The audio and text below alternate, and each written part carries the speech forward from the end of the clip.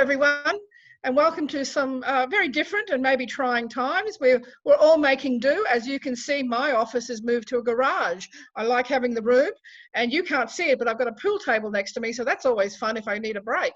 But anyway, seriously, I know some of you may be concerned about how things are going to happen for us in the coming modules, and for those of us who may be joining up at different times. Well, we put together this little presentation, so just to reassure you that whilst things may be different, you're still going to get the best service, you're still going to get what's relevant, because as you can appreciate, most of mediation is now going online on telephone.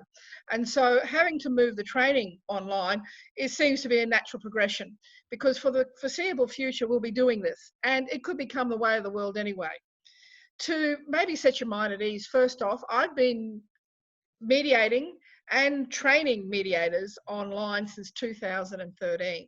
So whilst I was seen as people, never can do that, you never can do that, it's okay, because I know it can be done. And so what was going to happen at college is that we're moving all the online. We've been lucky at college because we've had basically a blended form anyway. So a lot of you have been involved in the webinars we have. What's going to happen is we're just going to put the workshops on. So one big advantage is that you don't have to leave home. It's also that if you do have work to do, there's more capacity for you to do that, and I'll explain that later. So the course will be delivered purely online. You'll have the webinars. The change might be the webinars will be offered in Zoom, because that's how the workshops are going to be offered. So the workshops will still be 3 days in length. And for the majority of workshops, you'll have a theory component and then role plays. So the theory component will be given as a webinar, as a large webinar. I've looked at how to do that in a way that's not too time consuming or too overwhelming. And so what we've looked at is I've broken it up into 3 sessions, 2 of 1.5 hours and 1 of 2 hours. And so that's going to be met. That will meet all the criteria, but that will also leave us time. There'll also be some readings you can do that can supplement it, but that's okay. But it will be that it'll be live. You'll be able to actually connect up. It's also very conscious of people going to be in different time frames. So for example, if we are having maybe WA and Victoria on at the same time, what I've done is incorporated two webinars on the same thing. What I mean by that is the webinar that's offered at 9 o'clock in the morning will also be offered at 3 o'clock in the afternoon, so that the WAs can come on later and don't have to get up early, or people that need to do a little bit of work can come on a bit later.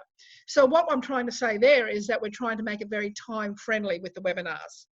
With the role plays, they will be time specific for your jurisdiction. So if you are in WA and we say we're starting the role plays at 9:30, that's the time we're looking at, it will be 9:30 WA time. It'll be 9:30 Victoria time. So that will be time friendly for you specifically, so that you won't have to go outside any boundaries in that way.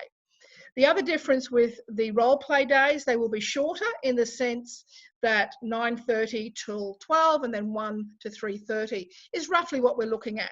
So that you have a bigger block, because being online, you might have a little bit more to talk about, or that, if technology comes into it, you've got that time to catch up.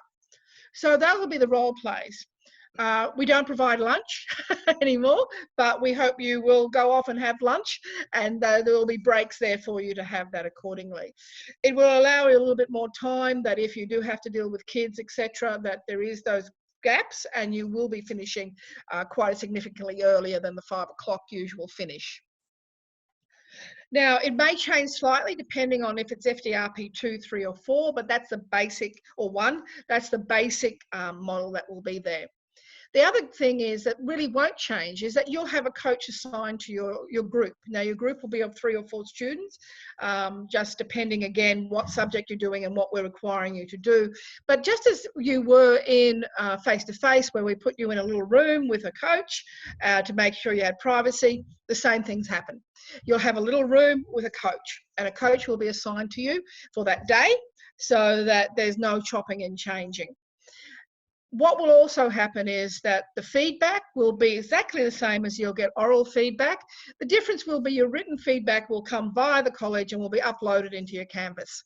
So whilst you'll still get the same oral feedback straight away, your written feedback may take a little bit longer by the time it just goes through a couple of channels, but it will be uploaded when your marks are also uploaded.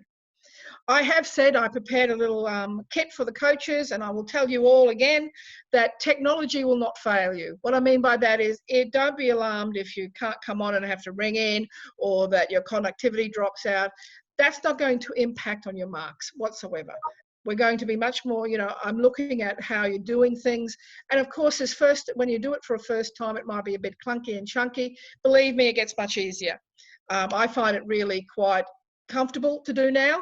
I still don't enjoy some of it because I keep seeing myself, which is not a good thing, but I'm sure you'll get there. Now, interactive, we're going to make it as interactive because in the small groups you can be interactive and your feedback and your questions will be asked.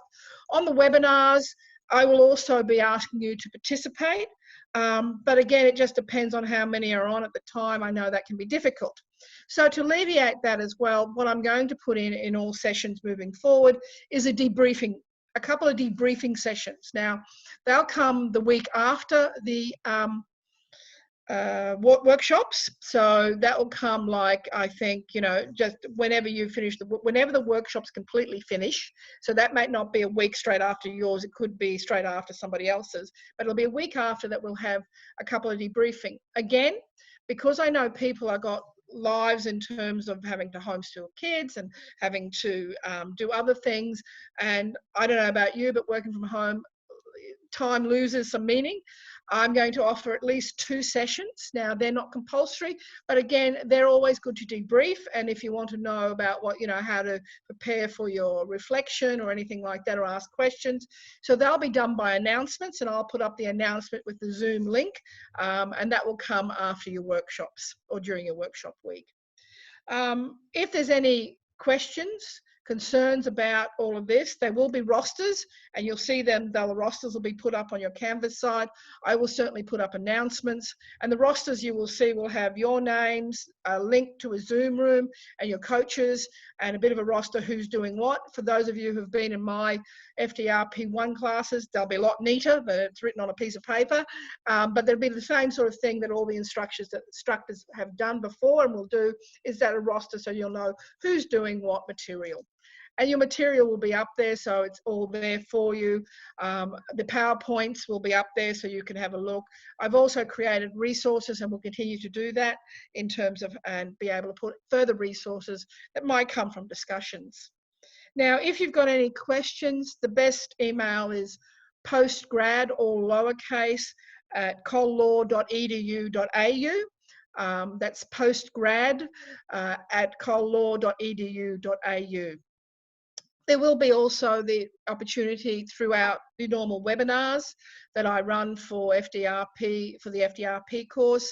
The same will be done for the mediation courses. If any of you are doing the NEMAS or mediation courses, the similar thing will happen again, so that you will have a theory day and you will also have that opportunity to do role play. As I said, it can be a little fearful. It can be that if you've never experienced it, but I have a lot of colleagues who are now mediating online, who have never done it before. And so, as I said, going into this, I've been there, done that. I still press the wrong button occasionally, but it doesn't matter because it's a really good way. And I'm so glad the NBN is here, because I mightn't be saying, can you hear me? Can you hear me as much? But all good. If you do have actual concerns, as in more, about how you're going to manage, you can always reach out to me as well, because I'm more than happy to put your mind at ease. I look forward to working with you in this medium. I'll be like a newsreader. You won't see what goes on beyond the desk, but I'm sure we'll enjoy it, and I'm sure you'll get a lot out of it. The feedback I've had from the previous cohorts that I've taught online, back in the early 2014, they say once they've mastered this, it's very much easier to go live and face-to-face. It's also, I'm being serious here, that I think we will be dealing with a lot of increased conflict. And even when we get back to being able to be face-to-face, this medium to deal with increased conflict can be quite comforting for people. They still get to see each other, but with safety. So that's the key word, staying safe and still being able to do what you do on this platform. I look forward to working with you in the coming subjects in all sorts of fields. Take care, stay safe, and see you soon. Bye all.